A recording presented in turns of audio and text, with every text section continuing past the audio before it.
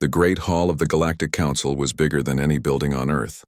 Hansol Kim walked slowly across the smooth metal floor, his black shoes making soft sounds that echoed in the huge space. Behind him came Taemin Park and Jiwoo Lee, the other humans who had traveled so far from home to be here. Hansol looked up at the rows of seats that went up and up like a giant bowl. Hundreds of alien beings sat there, watching him with eyes that were nothing like human eyes. Some had 4 arms, others had skin that changed colors, and a few looked like they were made of living crystal. But they all had one thing in common. They thought they were better than humans. "Ambassador Kim," said a voice that sounded like metal scraping against stone. Hansol stopped and looked up at the biggest seat in the hall. The speaker was Vorthun, a creature that looked like a giant spider made of silver metal. "You will? Give us your answer now." Hansol felt Taemin step closer behind him. His friend was a soldier, and Hansol knew he did not like being surrounded by so many aliens. Jiwoo, the scientist, was writing something on her small computer.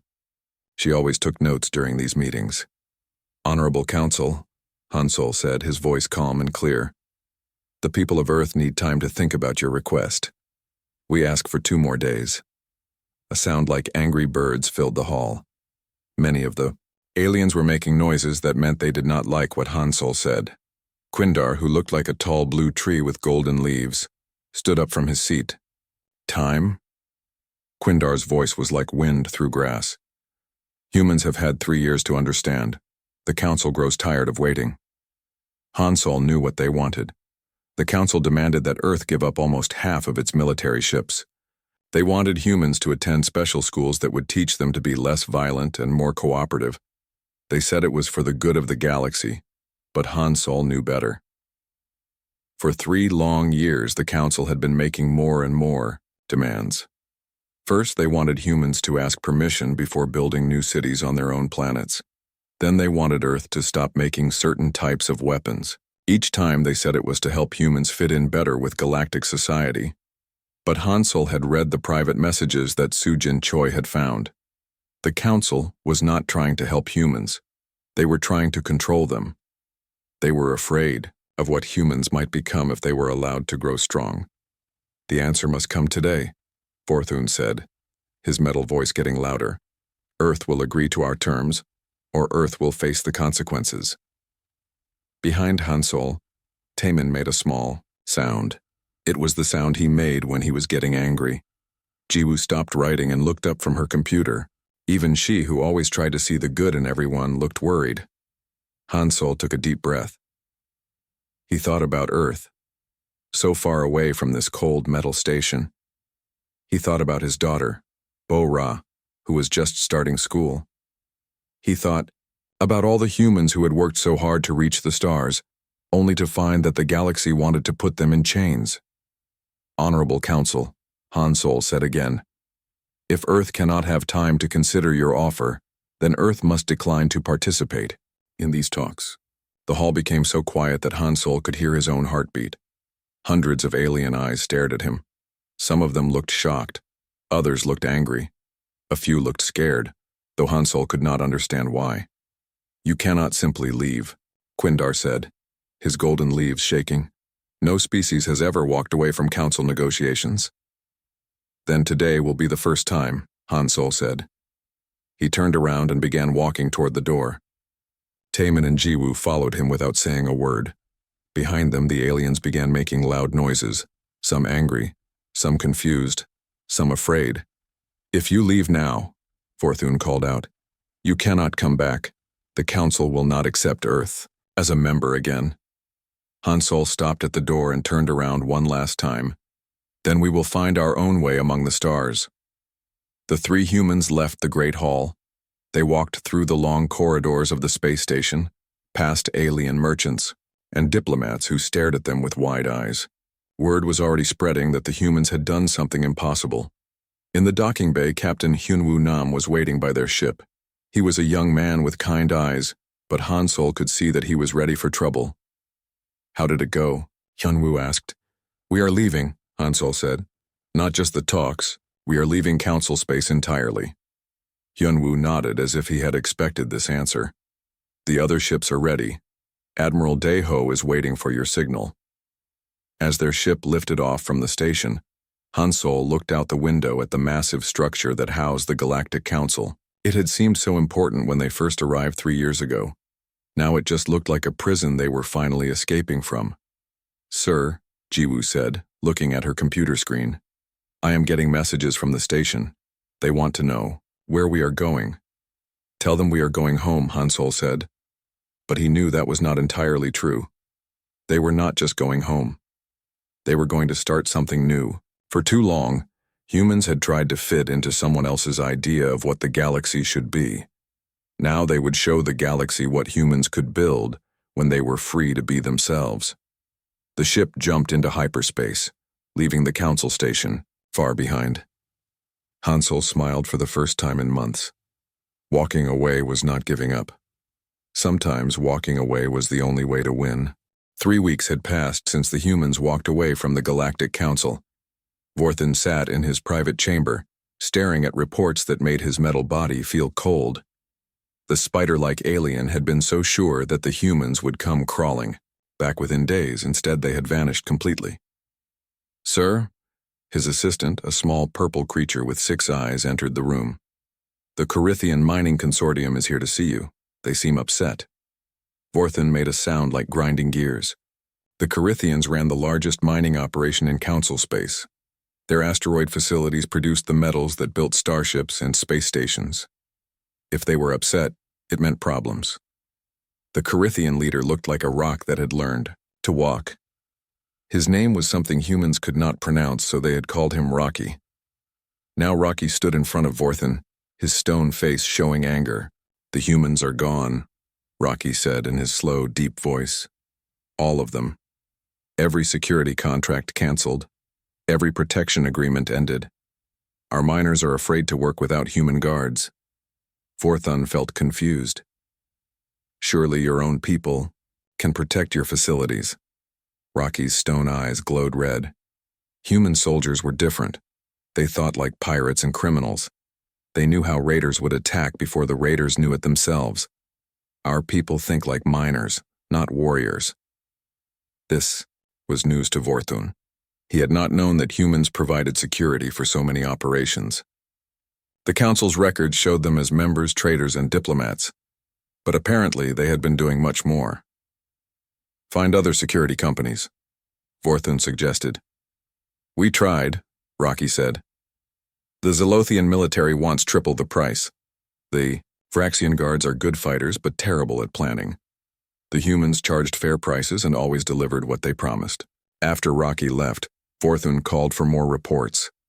What he learned made his metal limbs shake with worry. Human cargo ships had carried goods between thousands of worlds.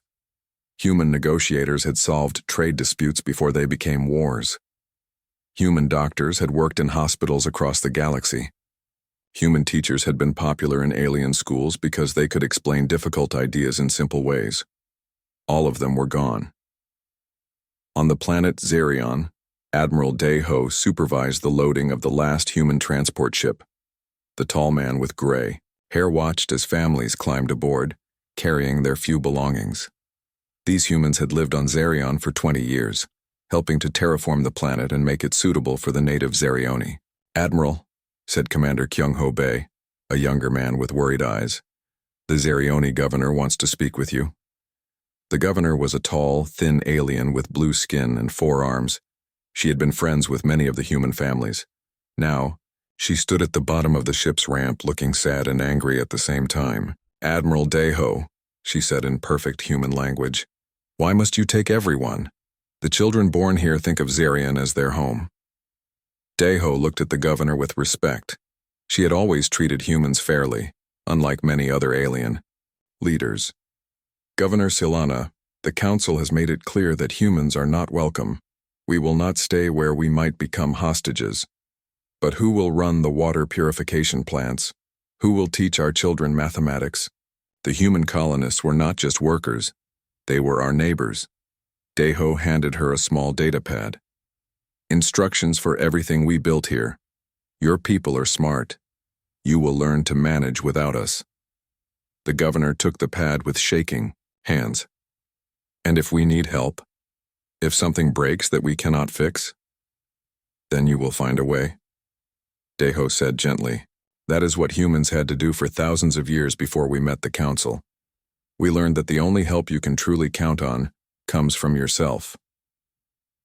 Far across the galaxy, in a secret facility hidden in an asteroid field, Sujin Choi worked at a computer that glowed with soft blue light. The intelligence officer had short black hair and quick, smart eyes. Around her, dozens of other humans monitored communications from across Council space. "Ma'am," said one of her technicians, a young man named Minho Park.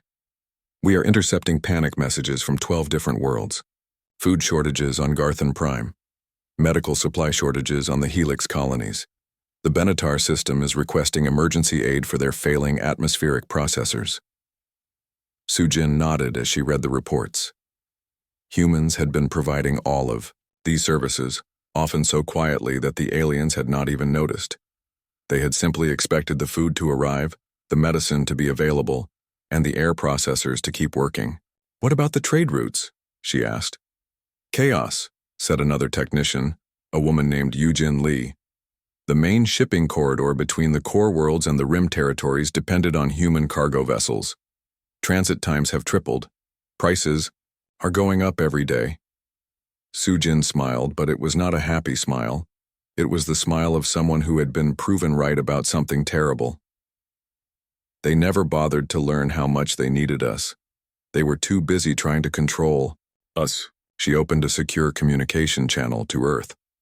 Han Sol's face appeared on the screen, looking older than he had just 3 weeks ago. "Report," he said simply. "The Council is starting to understand their mistake," Sujin said. "But they are too proud to admit it yet. Instead, they are trying to replace us with their own people. It is not going well. Any sign they want to negotiate? Vorthan has sent 7 messages asking for talks.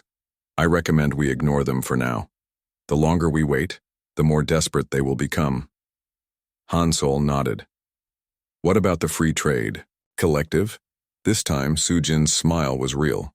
"Growing every day, 17 new species have signed preliminary agreements. The Catherian Queen sent a personal message saying she is tired of council taxes and restrictions. She wants to meet with you directly." "Good. The galaxy is bigger than the Council. They just forgot that because no one ever reminded them." After the call ended, Sujin returned to her work. She read reports of Council ships struggling to patrol trade routes that human vessels had covered efficiently. She saw messages between alien leaders who were starting to blame each other for the human departure. The most interesting reports came from species that were not Council members. They had watched humans walk away from the most powerful organization in the galaxy, and they were impressed. Some of them were reaching out to Earth directly, wanting to know if humans were interested in new partnerships. On Earth, in a conference room overlooking the blue ocean, Han Sol met with his advisors. The room was simple but comfortable, with windows that let in natural sunlight. It was very different from the cold metal halls of the Council station. "The hegemony is moving," said Taemin, pointing to a holographic map that showed the galaxy. Red dots marked recent hegemony attacks. "They have taken 3 Council worlds in the past week. Without human peacekeepers to negotiate ceasefires, old conflicts are starting up again." Ji Woo looked up from her research notes. "The Council's own military is not used to fighting without human tactical advisors. Their battle strategies are outdated by centuries." "Let them learn," Han Sol said calmly. "We offered our knowledge freely for 3 years. They treated it as weakness instead of friendship." "Sir," said a new voice. Bo-Ra Yang, a young journalist who had been covering the galactic situation, stepped into the room. "The people want to know. Are we really never going back to the Council?" Han Sol looked out the window at the ocean. Earth was beautiful in a way that the Metal Council station could never be. "We are not going back to being junior members in someone else's organization. But the galaxy is vast, and there are many ways to be part of it." He turned back to face the room. "The Council thought they were teaching us our place. Instead, they taught us that we are strong enough to make our own place." Outside, the sun was setting over the water. painting the sky in colors that no alien world had ever shown him. For the first time since becoming ambassador, Hansol felt truly free. 6 months after walking away from the council, Captain Hyunwoo Nam stood on the bridge of humanity's newest diplomatic ship. The vessel was called Unity, and it was nothing like the cold, efficient ships the council built. The walls were painted in warm colors and real plants grew in containers near the windows. It felt alive in a way that alien ships never did. "Captain," said his communications officer, a young woman named Subin Park, "we are approaching the Catherian homeworld. Queen Shesara is ready to receive our delegation." Hyunwoo looked out at the planet below. It was beautiful, covered in purple oceans and golden continents. The Catherians were an old race, much older than humans, but they had never joined the Galactic Council. They preferred to stay independent, trading with whoever offered fair deals. "Send my respects to the Queen," Hyunwoo said. "Tell her that Earth is honored by her invitation." The shuttle ride to the planet's surface was smooth. Hyunwoo traveled with Ambassador Myung Kang, a smart woman who had once worked for the Council before she learned how corrupt it really was. With them came Dr. Woo Jin Han, a scientist who specialized in alien biology, and Major So-young Kim, a military advisor who wore her uniform with quiet pride. Queen Shesara met them in a garden that seemed to stretch forever. She was tall and graceful, with silver skin that sparkled in the sunlight. Her people looked like elegant statues that had come to life, and they moved with a dignity that impressed even the humans. "Welcome, friends from Earth," the Queen said, in a voice like music. "I have heard interesting stories about your departure from the Council." Myung stepped forward and bowed respectfully. "Your Majesty, we thank you for seeing us. Earth seeks new friendships among the stars." The Queen smiled and her silver face seemed to glow. "The Council has ruled this part of the galaxy for 800 years. In all that time, no species has ever simply walked away from them. You have done something remarkable." They walked through the garden while they talked. Dr. Han admired the strange, beautiful plants while Major Kim watched for threats that never came. The Catherians were peaceful, but they were not weak. Hyunwoo could see defensive systems hidden among the flowers. "Your Majesty," Myung said, "Earth would like to propose a partnership. We offer our knowledge, our protection, and our friendship. In return, we ask only for the same." "What kind of protection?" asked Prince Veltar, the Queen's son. He was younger than his mother but moved with the same royal grace. "The Council has powerful fleets." Major Kim spoke for the first time. "Your Majesty, human military doctrine is different from the Council's approach. We do not believe in conquest or domination. We believe in making it too expensive for enemies to attack our friends." The Queen looked interested. "Explain this philosophy." "The Council builds huge fleets to frighten their enemies," Kim continued. "But huge fleets are expensive and slow. Humans prefer smaller, faster ships that can strike quickly and disappear. We teach our allies to defend themselves instead of depending on us to defend them." Prince Veltar exchanged a look with his mother. "The Council has been demanding tribute from us for decades. They say it is payment for their protection, but we have never asked for their protection." "Earth asks for no tribute," Myung said firmly. "We believe that trade should benefit both sides equally. Strong allies make better partners than weak subjects." That evening, in the Queen's private chambers, the real negotiations began. The room was lit by crystals that gave off a warm, golden light. Queen Shesara sat across from the human delegation, her silver eyes serious. "I will be honest with you," she said. "Many species are watching to see what happens to Earth. If the Council destroys you, it will prove that independence is impossible. If you succeed, it will change everything. We understand the responsibility," Myung replied. "That is why we are not trying to replace the Council with another empire. We want to build something better, a group of free worlds that choose to work together." "And if one of your allies is attacked?" Major Kim leaned forward. "Then they will find that attacking one member of our alliance means fighting all of us. But our enemies will also find that we are very good at making war expensive and peace profitable." The Queen was quiet for a long moment. Then she smiled again. "I have decided. Cytheria will sign a mutual defense agreement with Earth. We will also join your free trade collective. The signing ceremony took place the next morning in front of the Queen's palace. Hundreds of Cytherians watched as their Queen and Ambassador Kang signed the historic agreement. It was the first formal alliance Earth had made since leaving the Council. As the Unity prepared to leave, Prince Veltar came aboard for a private meeting with Captain Nam. The young royal looked excited but also nervous. "Captain," he said, "I want to ask you something that my mother could not ask officially. Is it true that humans have been planning this for years?" Hyunwoo considered his answer carefully. "Your Highness, humans have a saying, hope for the best but prepare for the worst. We hoped the Council would treat us as equals, but we prepared for the possibility that they would not." "How long have you been preparing?"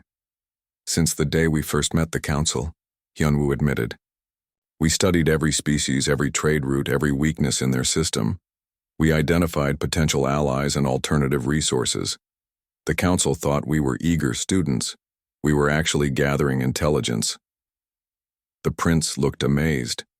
"That is very patient of you. Humans are good at patience when we need to be. We spent thousands of years learning to survive on one dangerous planet. That taught us to think ahead." Meanwhile, in Council space, the situation was getting worse every day.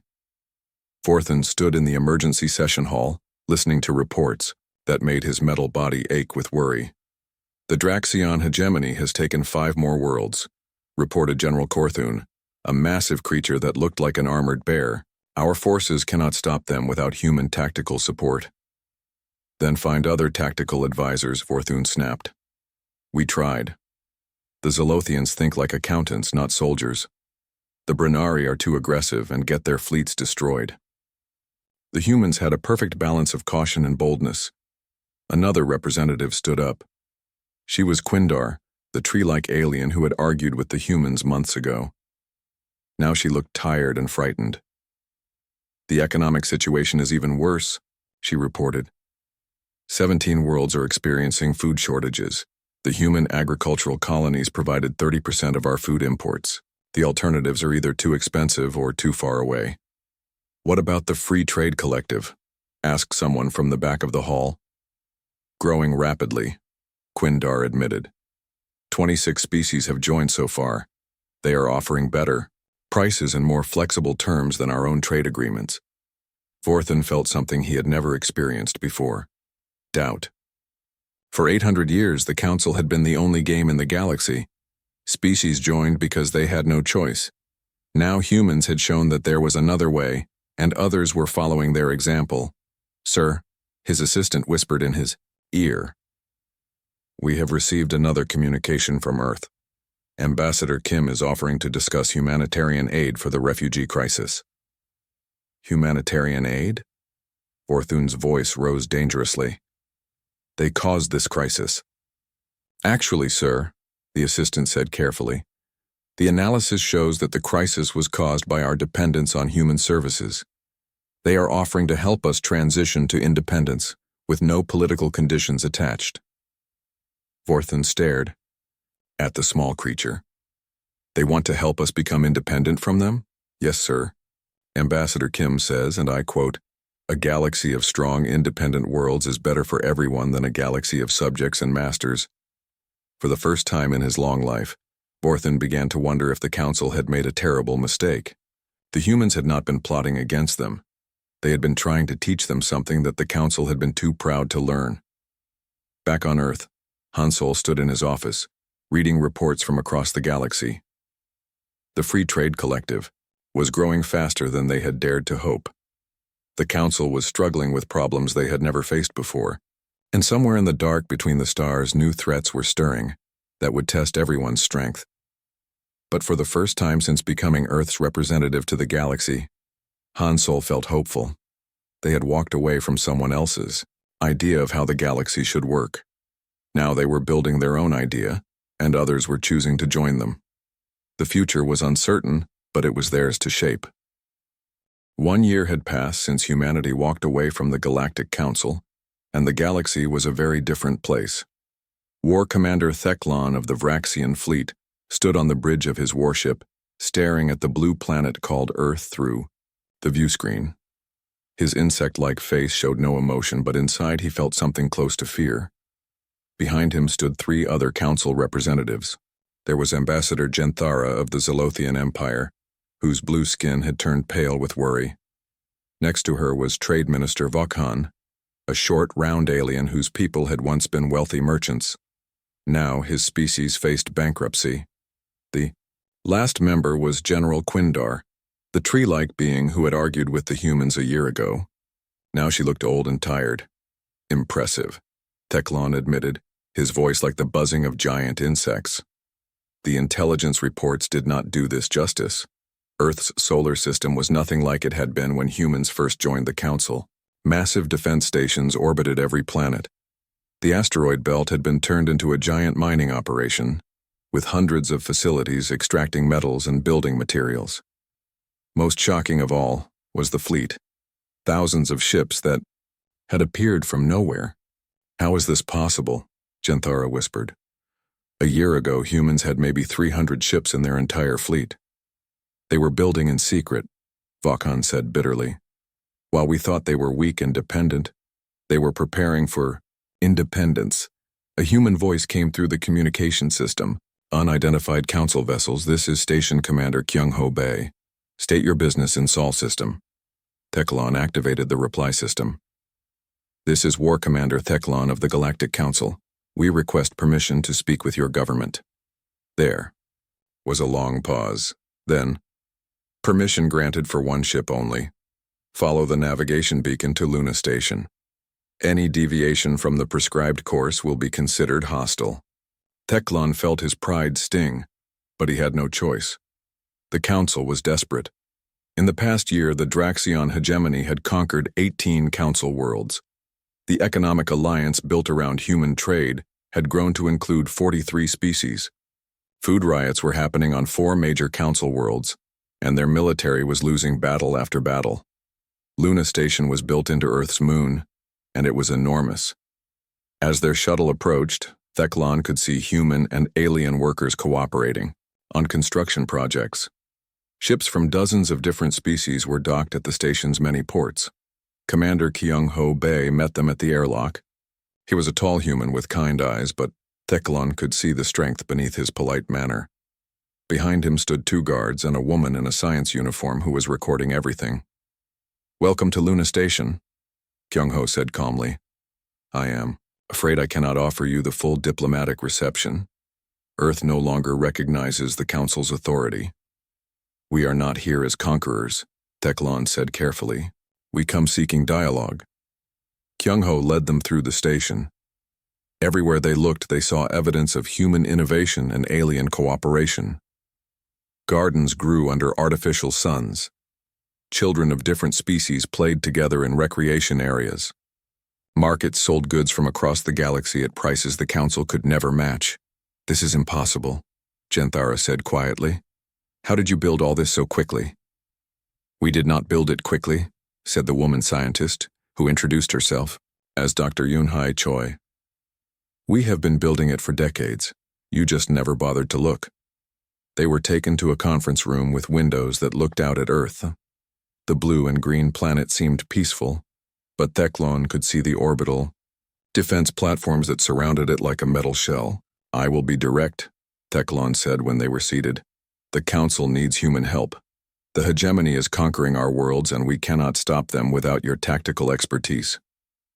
Kyung-ho poured tea for his guests, a human custom that seemed strange but somehow comforting. "Commander, with respect, the Council told us we were too violent to be trusted with military responsibility. Why do you want our help now?" "Because we were wrong," General Quindar said suddenly. Her wooden voice cracked with emotion. "We thought your military success came from brutality. We did not understand that it came from intelligence and careful planning." Dr. Choi activated a holographic display that showed the current state of the galaxy. Red areas marked hegemony conquests. Blue areas showed free trade collective members. The green area that represented Council space had shrunk to less than half its original size. The hegemony uses the same tactics that worked against the Council. "For centuries," she explained. overwhelming force and fear. But those tactics fail against enemies who think ahead and adapt quickly. You knew this would happen, Vakhan accused. You planned for the council to fall. Kyung-ho shook his head. We planned for the council to learn. We hoped that facing real challenges would teach you to value cooperation over control. We were wrong about that. Dr. Choi touched the display, and new information appeared. These are the private council records that our intelligence service obtained before we left. Would you like to see what your leaders really thought about humanity? The recording began to play. It showed a secret council session from 2 years ago. Borthen's voice filled the room. The humans are becoming too influential. Other species look to them for leadership instead of the council.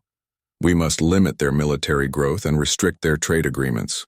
Another voice belonging to a council member Theklan recognized. Agreed. Humans reproduce too quickly and adapt too easily. If we do not control them now, they will eventually dominate the galaxy. The recording continued for several minutes, revealing conversation after conversation about containing humanity, limiting their influence and keeping them dependent on council systems. The 4 alien visitors sat in shocked silence. You knew, Jenthara whispered. You knew we were trying to suppress you. We suspected, Kyung-ho admitted, but we hoped we were wrong. When you demanded that we disarm and submit to cultural realignment, we knew our suspicions were correct. Theklan felt something he had never experienced before. Shame. The council told us you were a threat to galactic stability. We were, Dr. Choi said with a small smile. We were a threat to the old way of doing things. We believed that strong allies were better than weak subjects.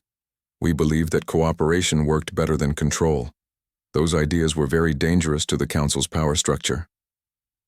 But why help us at all? Quindar asked. We tried to enslave you.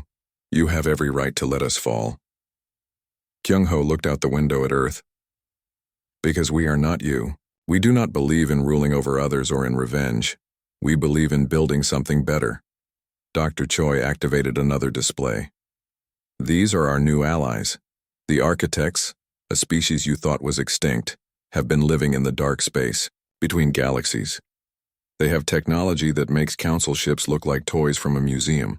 The images showed vessels that seemed to be made of light itself, capable of traveling between stars in minutes instead of days. Weapons that could disable entire fleets without destroying them. Defensive systems that could protect entire solar systems. Why would such advanced beings ally with humans? Theklan asked. Because we treated them with respect instead of fear, Kyung-ho explained. When we found them, they were hiding from species that wanted to study them like laboratory animals or worship them like gods. We offered them friendship and asked for nothing in return. They chose to help us because we gave them a choice, Dr. Choi added. That is something the council never understood. Real strength comes from willing allies, not forced subjects. Vakhan leaned forward desperately. What would it take for Earth to rejoin the council? Name your price. Earth will never rejoin the council, Kyung-ho said firmly. But Earth might be willing to help the council learn to join the galaxy. I do not understand the difference. The difference is everything, Dr. Choi explained. The council was built on the idea that some species are more important than others. Our alliance is built on the idea that every species has something valuable to contribute. She showed them images of the Free Trade Collective's newest projects. Zalothian artists working with human engineers to build beautiful space stations. Cytherian philosophers teaching alien children about wisdom and patience. Former council subjects becoming equal partners in exploration and trade.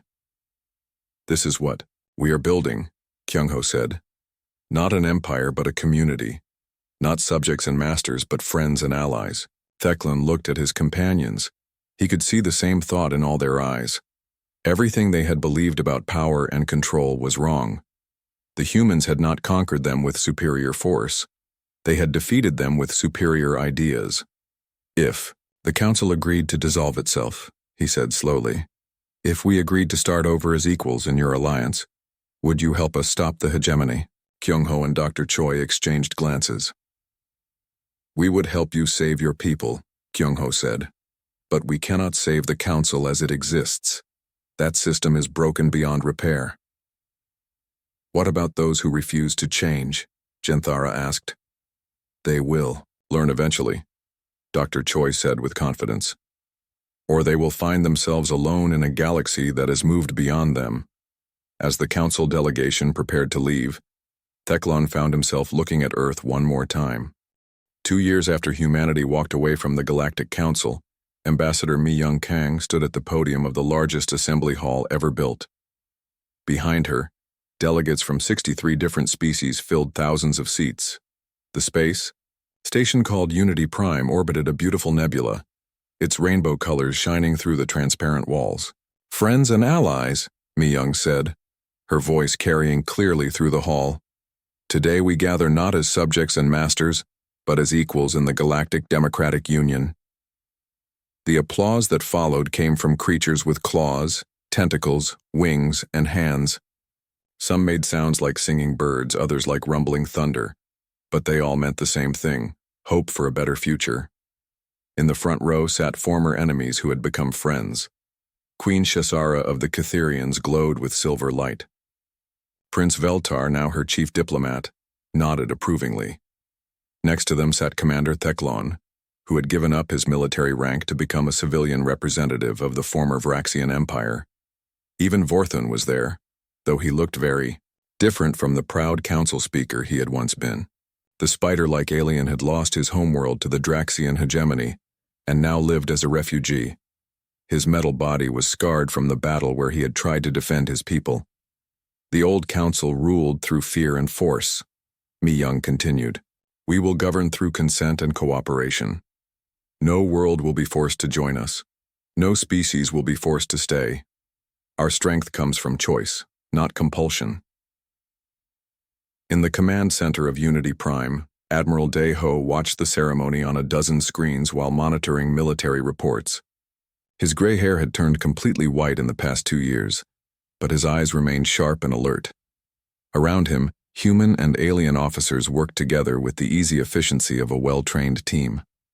Admiral, said Colonel Bo-ra Yang, the former journalist who had become one of Earth's top military analysts. Hegemony forces are massing near the Kepler system. Intelligence suggests they are planning a major offensive. Dae-ho studied the tactical display. The Draxian hegemony controlled almost 40% of the old council's territory, ruling through brutality and fear. Their leader, War Master Krexthor, believed that only the strongest species deserved to survive. How many ships? Dae-ho asked. Over 2,000, replied Captain Sung-ho Park, a young officer whose tactical genius had impressed even alien strategists. They are bringing everything they have. Then they have made a fatal mistake, Dae-ho said calmly. Signal all allied fleets. It is time to show the galaxy that bullies always lose when good people work together. On the bridge of the hegemony, flagship destroyer of worlds, War Master Krexthor studied his own tactical displays with satisfaction. The massive reptilian alien believed he was about to crush the human alliance once and for all. Sir, reported his intelligence officer, a nervous creature that looked like a giant scorpion. Our spies report that the humans have only 800 ships in the area.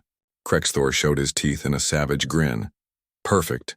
We will outnumber them more than 2 to 1. After we destroy their main fleet, the rest of the galaxy will surrender, rather than face our wrath. What Krexthor did not know was that human intelligence officer Sujin Choi had been feeding false information to his spies for months. The real human fleet was much larger, and it was not alone. As the hegemony forces jumped into the Kepler system, they found themselves facing not just human ships, but vessels from every member of the Democratic Union. Elegant Catherian cruisers flew alongside powerful Vraxian battleships. Swift Zolothian fighters danced around massive Corithian fortress ships. But the biggest surprise came when space itself seemed to tear open, and ships made of pure light emerged from the void. The architects had come to war. On the bridge of Unity, Prime's command ship Admiral Dae-ho opened a communication channel that reached every vessel in both fleets.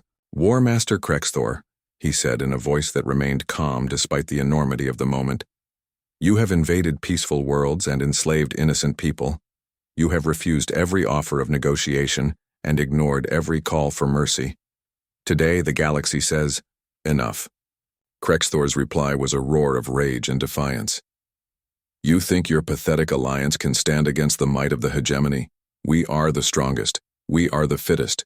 We will rule or destroy everything. Strength is not about how much pain you can inflict, Deho replied. It is about how much you are willing to sacrifice to protect others. Today you will learn the difference. The battle that followed was unlike anything the galaxy had ever seen. The hegemony fought with the desperate fury of predators cornered by their prey. Their ships were powerful and their crews were vicious, but they fought as individuals driven by fear and hatred.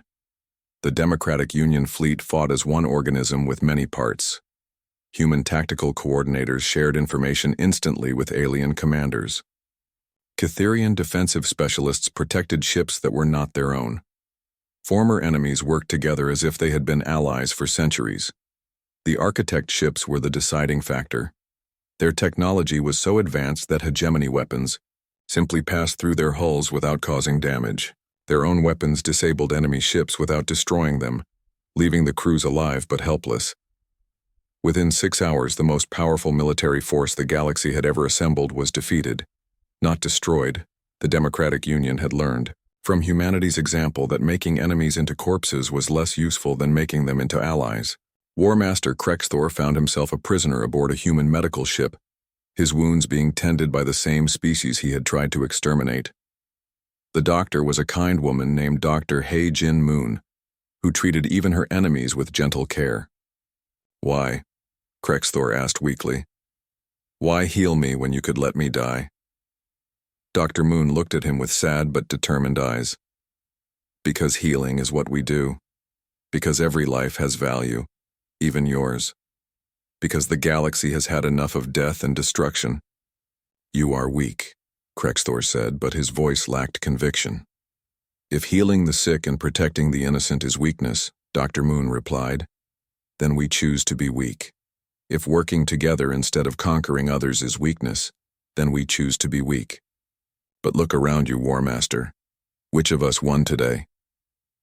In the weeks that followed, the galaxy watched in amazement as the Democratic Union treated its defeated enemies with unexpected mercy. Hegemony soldiers were offered the choice of returning home or joining the Union as equals. Conquered worlds were liberated but not occupied. Instead of victory parades, the Union organized relief efforts to help rebuild what the war had destroyed. Many of Krexthor's own soldiers chose to defect when they saw how their former enemies treated prisoners and civilians. For the first time in their lives, they experienced what it meant to be valued for something other than their ability to inflict violence. 3 months after the battle, a ceremony was held on Unity Prime. War Master Krexthor, his wounds healed, and his mind changed by what he had witnessed, formally surrendered and asked to join the Democratic Union as a reformed member. I have spent my life believing that only the strong deserve to survive, he said to the assembly. The humans showed me that I was wrong. The strong exist to protect the weak, not to prey upon them. Ambassador Han Sol, now the elected president of the Democratic Union, accepted the former War Master's surrender with dignity. The galaxy is big enough for all of us, he said. Strong enough for all of us. We welcome you not as conquered enemies, but as friends who were lost and have found their way home. Years later, in a classroom on Unity Prime, an elderly Jiwoo Lee taught a mixed group of human and alien children about the history of the galaxy. Her students came from dozens of different worlds, but they all learned together as equals. Teacher, asked a young Vraxian student whose parents had once been soldiers in Krexthor's army, why did the humans walk away from the council? Why? Didn't they just try to change it from the inside? Jiwoo smiled at the question. She had grown old in the service of diplomacy and science, but her mind remained sharp. Sometimes, young one, the best way to fix something that is broken is to build something new. The council was built on the idea that some people were more important than others. No amount of reform could change that fundamental flaw.